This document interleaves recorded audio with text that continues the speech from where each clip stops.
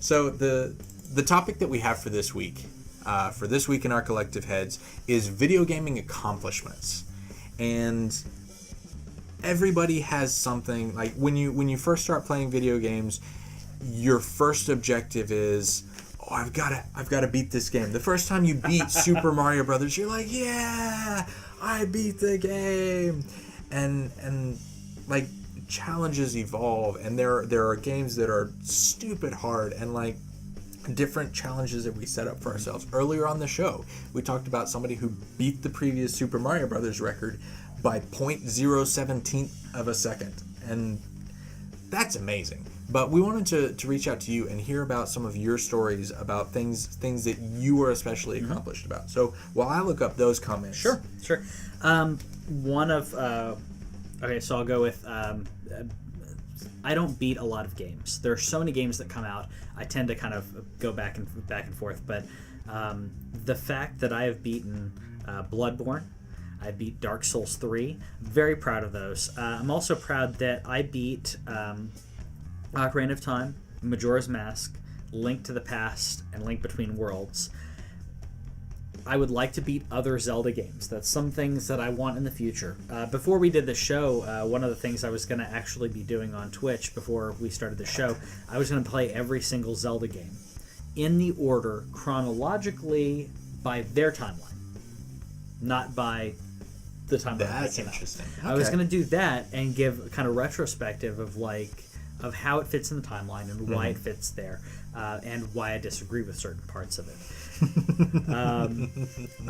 So there are other games that some of my accomplishments. I've mentioned this on here before. I beat Silver Surfer on the the NES. That I consider a huge accomplishment because I don't think a lot of people got to beat. A lot of people put in the effort to beat it because it is so hard. I beat Teenage Mutant Ninja Turtles on the NES because back then you only had 1 or 2 games. Yep, and you played that game because that was the game you had, or the games you had, and yeah. Yep. Final Fantasy VII beaten 3 times. These are pretty good accomplishments in my opinion. But to me, I like them not just because I completed them, but the feeling and being able to go through that journey, I think, is more important than having that tag on your for your PlayStation or Xbox account. Right. To me, that's more important. Going through that journey is more important, which is why a while back I stopped caring about if my wife beat a game and I didn't beat the game, because if I played it with her or I experienced it with her, that's all I needed. Yeah. She's beaten every single Assassin's Creed game. She's beaten every Uncharted game.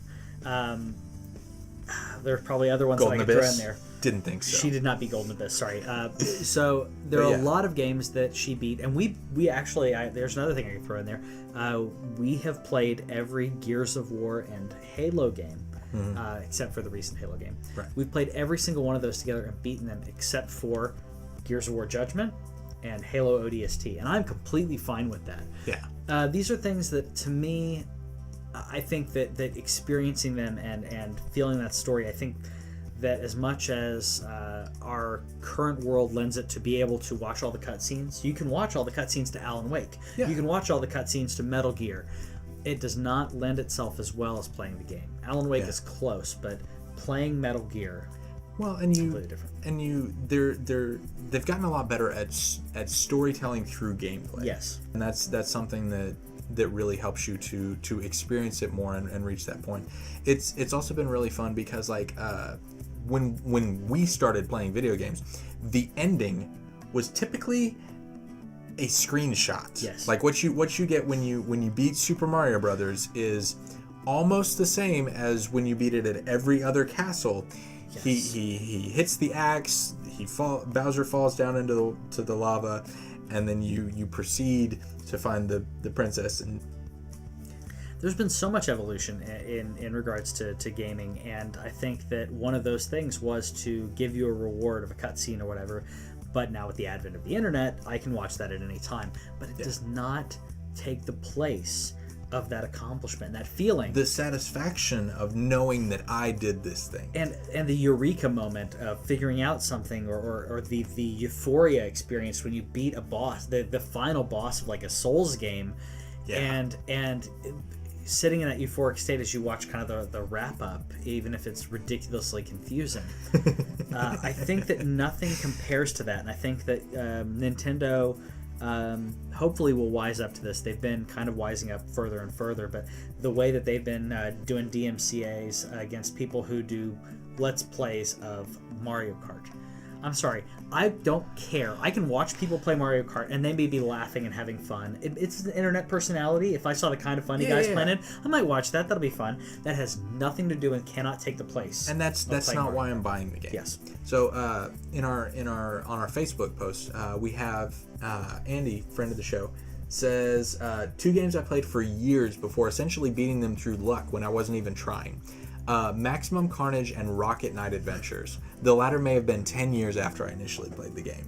And that's one of those things that, like, when you go back to a game that just hammered and just absolutely obliterated you as a kid, and you're like, I've got this now. And as we grew to understand how games work and understand what the developers are trying to tell us to do, because I'm 7. I don't understand. Like I don't understand the clues here. Yeah. And like there's Maximum Carnage. That's awesome. I played that a lot with my friend Greg Filson. If you're listening, we played this and a ton of other games, and I don't think we ever got past like stage 3 or stage 4.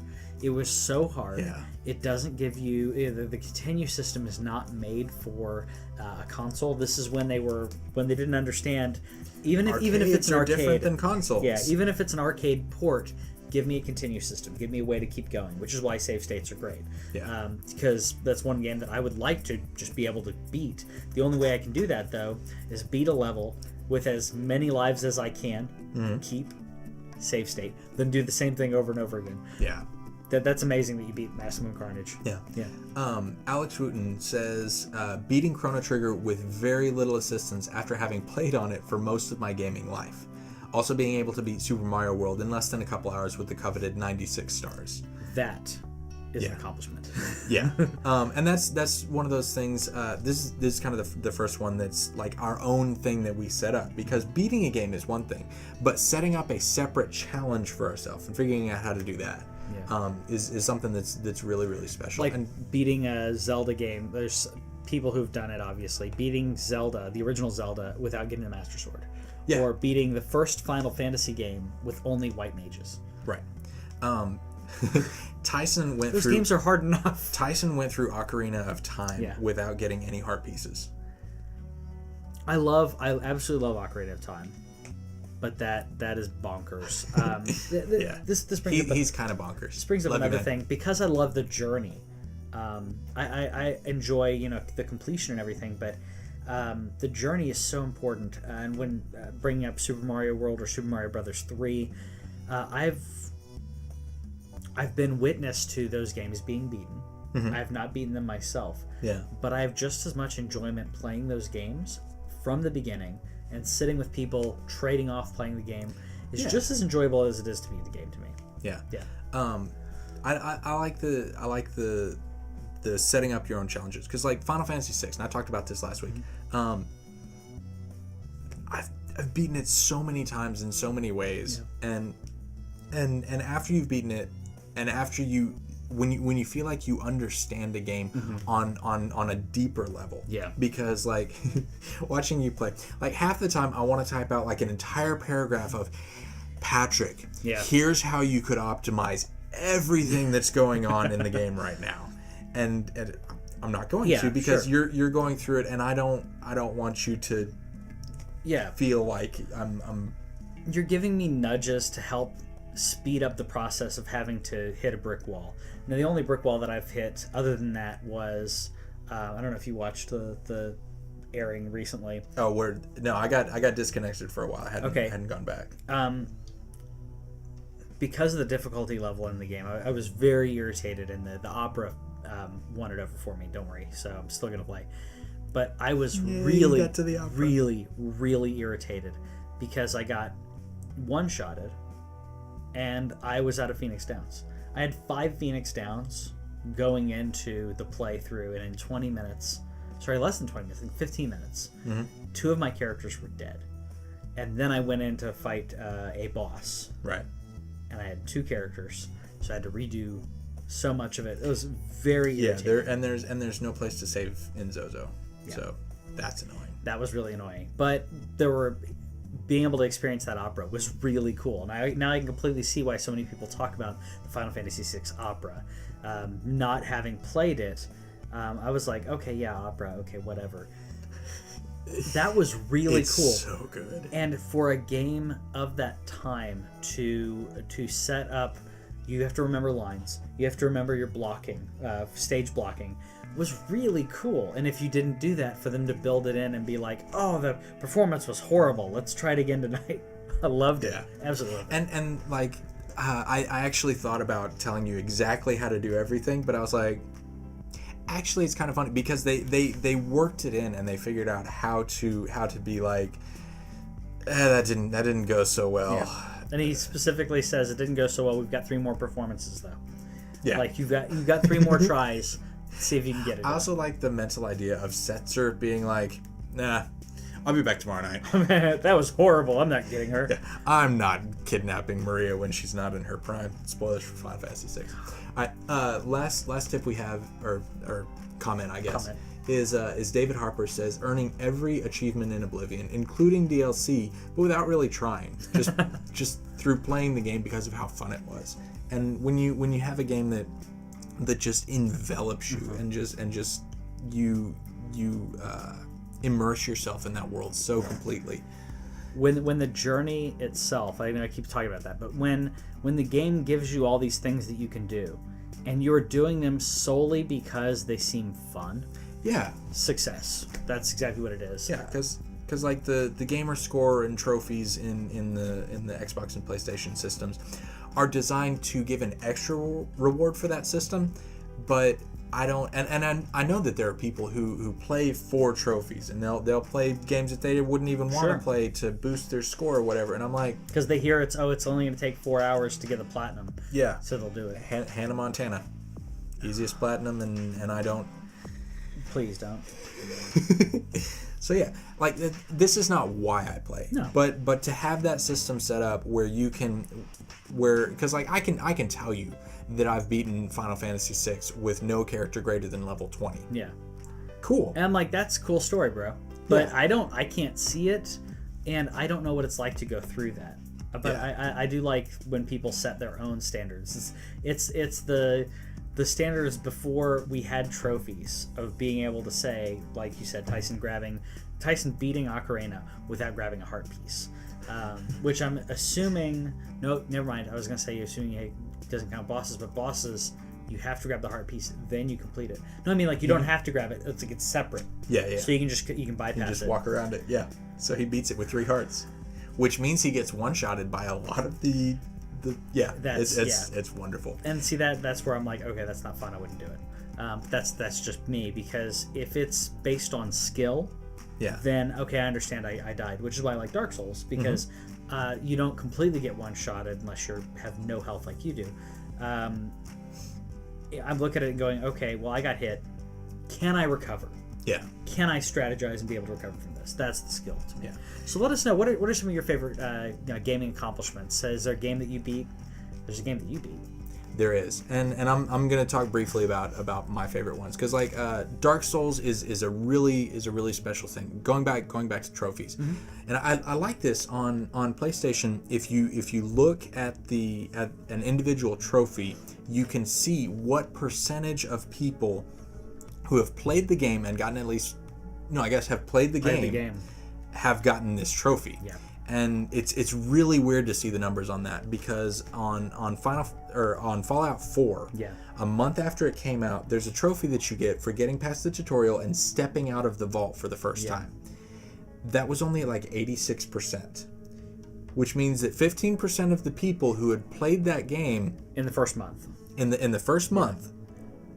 hadn't been able to commit 35 minutes to get out. And I don't understand that. So the percentages of those are really entertaining. And the Platinum Trophy for Dark Souls 3 is at 4.6%, or was last time I checked, which is amazing because that means that 1 out of 20 people are getting the Platinum Trophy, which just demonstrates how crazy and committed the Dark Souls community is. I recently got, and I know I'm going to keep talking about this because I'm freaking proud of this, the Binding of Isaac Platinum Trophy, which means that you've beaten it in every way you can, and you've played it enough to, with the randomly seeded levels, to pick up every item in the game, of which there are 350 something. The Platinum Trophy on that has a 0.6% of people who have gotten it. Yeah. And I'm one of those. Yep. That game is so amazing, so well built, and every time that I play it, it's different. And I love that. Yeah. And so for me, when there's a game that grabs a hold of me like that, or like Rogue Legacy, or like Spelunky, the ones that I can keep playing and is challenging and entertaining every time, those are the ones that I like to just dive hardcore into. Yeah. And then all right, I'll post it up later. I'm different than you, which is part of the reason the show works. Sure. I don't have hair. He has hair. There's differences. Well, I wasn't going to bring that one up. Okay, so I have a running list of games that I've beaten. And then right before we started this show, and I think I've beaten more than this, but these are only the ones that I'm like, yes, I have absolutely beaten this game. And then like June or July of last year, that list got to 100. That's awesome. And I'm excited about that. So I'd keep adding to that list, and so I'll post that, and let us know what games you've beaten, which games you've accomplished that stymied you when you were a kid, but you grew up and you're like, yes, I have accomplished the thing. Yeah. Because that's a really fun thing that people who don't play games don't really understand. But we get it. We do. We understand, and we want to celebrate with you when you have a gaming accomplishment. Tweet it out to us. Let us know about this amazing thing that you did. Let us rejoice with you. It's fantastic. That's what the internet's all about. So yeah, let us know, and we'll talk to you guys next week. Love you. Thank you for watching This Week in Our Collective Heads and all the other cool content we've got here. If you like that, subscribe and see stuff like this or different than this, but you'll like it. I promise. Yes, we only give you the best quality content. We are nerds, and we branch out into all areas. So we will pull from movies, from books, from all these different things that we experience, and associate it with and put it next to video games. Video games are our main passion.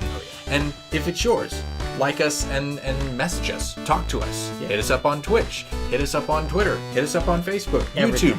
Talk to us wherever. We don't have a lot of friends. And we're TWIOCH everywhere, so it's easy to remember, except for Twitch, which doesn't make sense. Twitch TWIOCH gaming there. Yeah. But go check us out, and we love you.